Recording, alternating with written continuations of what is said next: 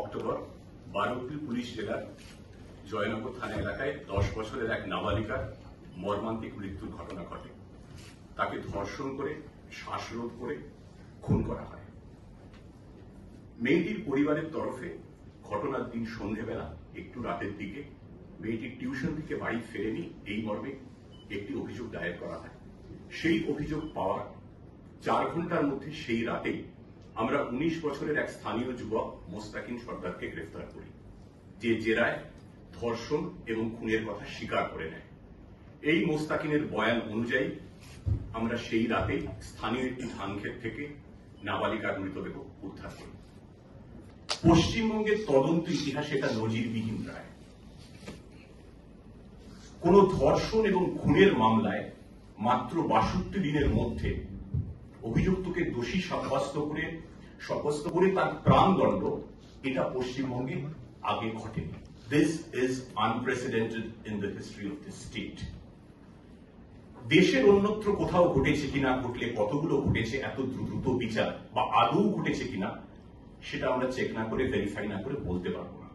তবে জোর দিয়ে বলতে পারি পশ্চিমবঙ্গে এটা এই প্রথম বেনজির, এবং এই বেনজির সাফল্যের জন্য আমি আন্তরিক অভিনন্দন জানাবো বারুইপুরের পুলিশ সুপার শ্রী পলাশ ঢালি, এখানে উপস্থিত আছেন, এবং তার সিটের সদস্য যাদের দুজন উপস্থিত আছেন, অ্যাডিশনাল এসপি রূপান্তর সেনগুপ্ত এবং এসডিপিও বারুইপুর অতীশ বিশ্বাস, যারা দিন রাত অক্লান্ত পরিশ্রম করে এই অসাধ্য সাধন করেছেন। পাশাপাশি আমি ধন্যবাদ দেব special public prosecutor Shri Bibhas Chattopadhyay এবং তার টিমকে, যিনিও নিরলস পরিশ্রম করে দ্রুত বিচার প্রক্রিয়া সম্পন্ন করায় সাহায্য করেছেন, বড় ভূমিকা নিয়েছেন এবং অভিযুক্তের সর্বোচ্চ শাস্তি সুনিশ্চিত করেছেন।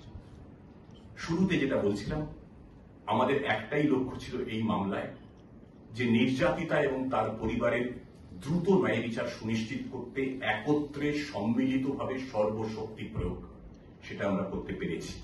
আমরা চাইনি নির্যাতিতা ও তার পরিবার দীর্ঘদিন ধরে বিচারহীন থাকুক, এটা আমরা চাইনি। আমরা সকলে জানি মেয়েটি আর ফিরবে না, কিন্তু মাত্র 62 দিনের মাথায় এই যে এত দ্রুত আমরা মেয়েটিকে এবং তার পরিবারকে ন্যায় বিচারটুকু দিতে পারলাম, এইটাই আজকের দিনে আমাদের সান্ত্বনা, এটাই আজকের দিনে আমাদের প্রাপ্তি।